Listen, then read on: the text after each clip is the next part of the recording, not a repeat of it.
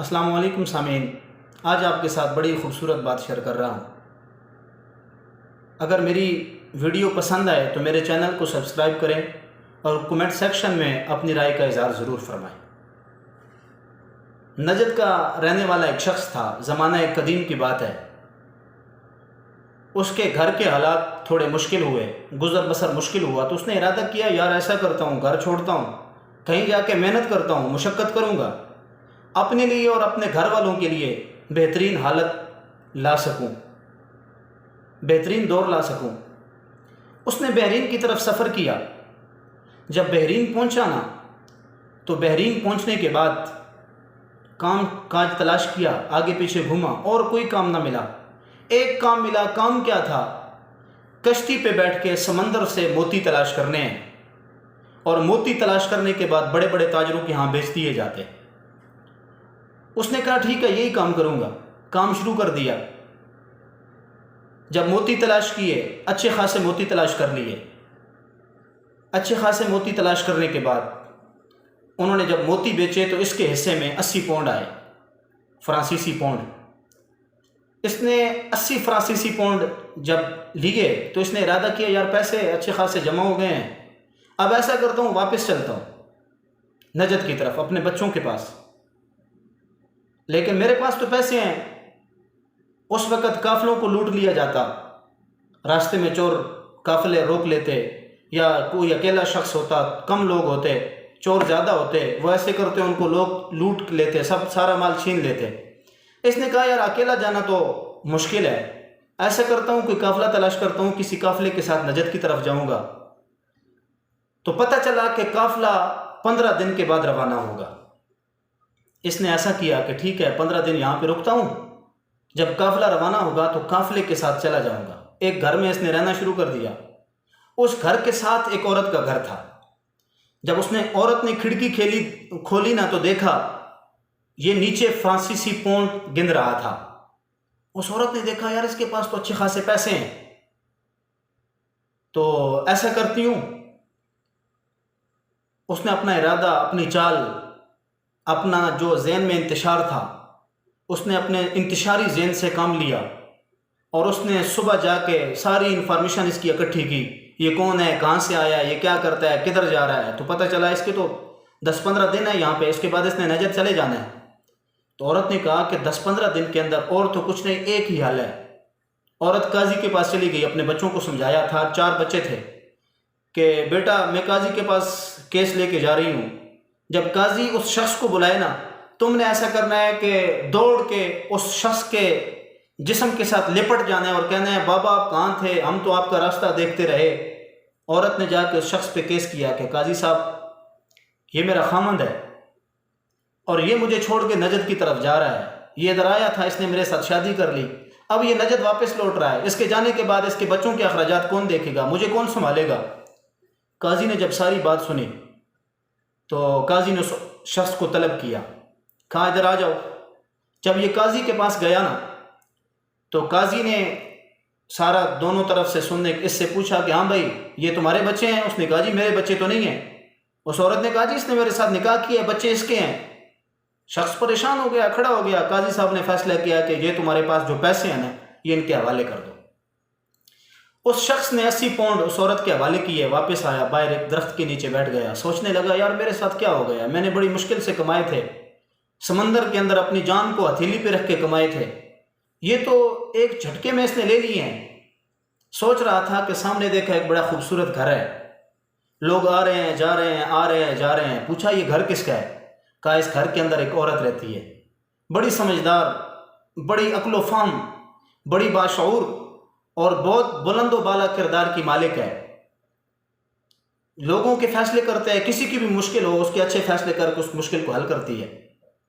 یہ شخص اس عورت کے پاس گیا اور جا کے اپنا دکھڑا سنایا کہ یہ میرے ساتھ حالت ہو گئی ہے، میرے ساتھ یہ ہاتھ ہو گیا ہے، اب میں کیا کروں؟ اس عورت نے کہا مشکل ہی نہیں ہے، یہ کون سی بڑی مشکل ہے، تم ایسا کرو صبح قاضی کے پاس جاؤ اور قاضی سے کہنا قاضی صاحب کل آپ کے حکم کی تعمیل کرتے ہوئے میں نے 80 پاؤنڈ اس کے حوالے کر دیے، اب آپ ایسا کریں اس عورت سے کہیں کہ چھوٹے بچے تو وہ اپنے پاس رکھے، جو بالغ بچے ہیں وہ بچے میرے حوالے کرے تاکہ میں اپنے بچے لے کے نجد کی طرف جاؤں.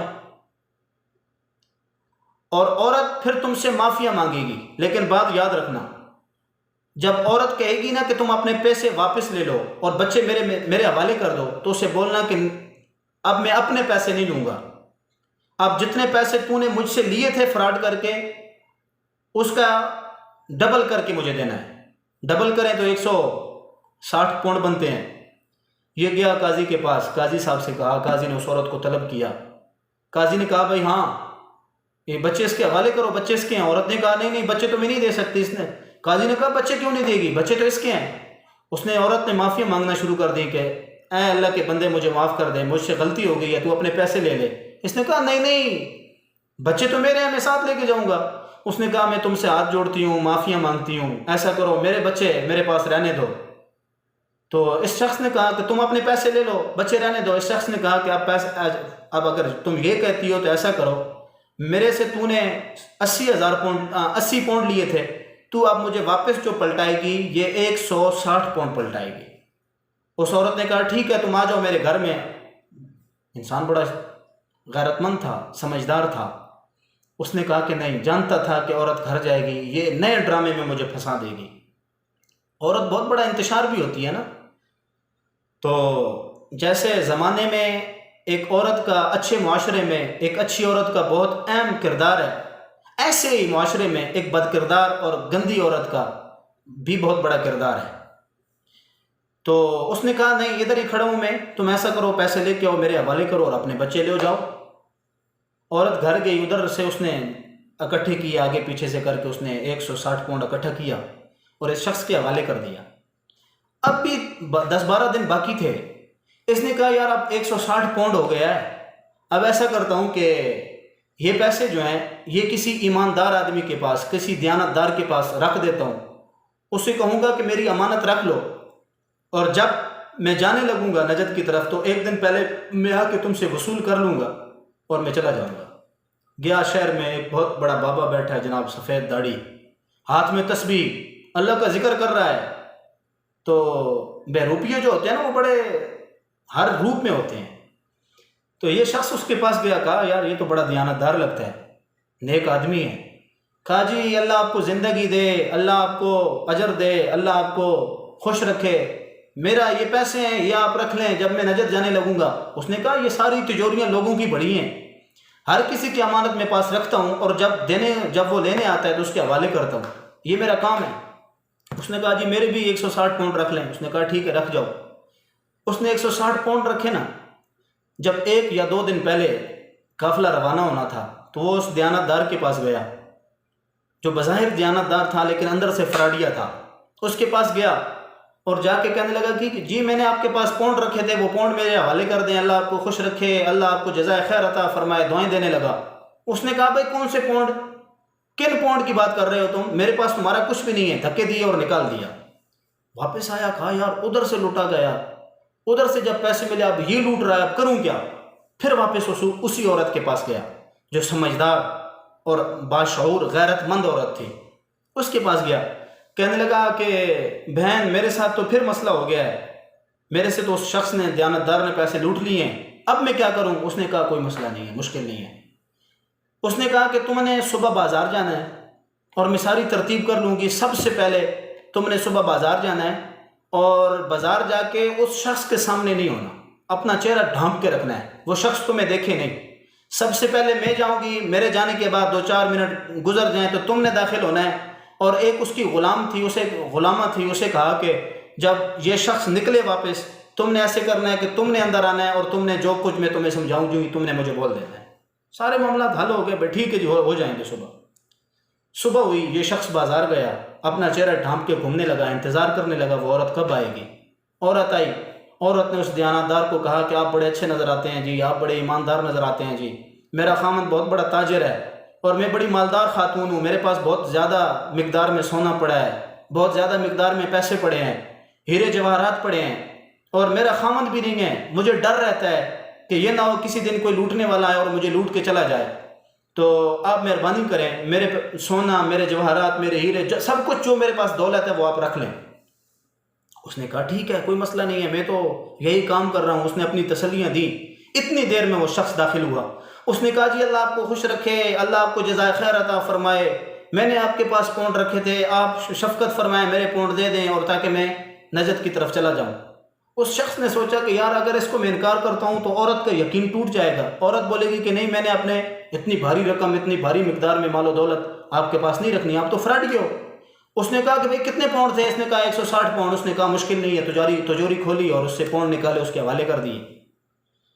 تو اتنی دیر میں جب وہ باہر نکلا اپنے پاؤنڈ لے کے تو اس عورت کی غلامہ داخل ہوئی۔ اس نے کہا مالکن آپ کو مبارک ہو مبارک ہو مبارک ہو۔ کہا کیوں؟ کہا آپ کا خامد آ گیا ہے، بڑے عرصے کے بعد آپ کا خامد آ گیا ہے، آپ کو بہت مبارک ہو۔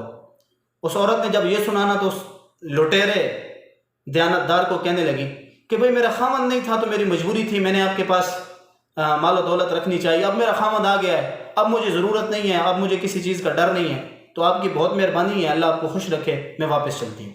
دیکھیں سامعین، جیسے زمانے میں ایک بد کردار اور بد چلن اور گندی عورت کا کردار ہے، اسی طرح معاشرے کو سدھارنے میں، معاشرے میں اچھے لوگ پیدا کرنے میں، معاشرے میں بہترین ماحول رکھنے میں بھی ایک بہترین عورت کا کردار ہے۔ اللہ تبارک و تعالیٰ سب کی ماؤں کو، سب کی بہنوں کو، سب کے بیٹیوں کو غیرت مند مسلمان بنائے۔ اور اگر آپ کو میری ویڈیو پسند آئے تو آپ سے گزارش ہے آپ میرے چینل کو ضرور سبسکرائب کریں اور کمنٹ سیکشن میں اپنی رائے کا ضرور اظہار فرمائیں۔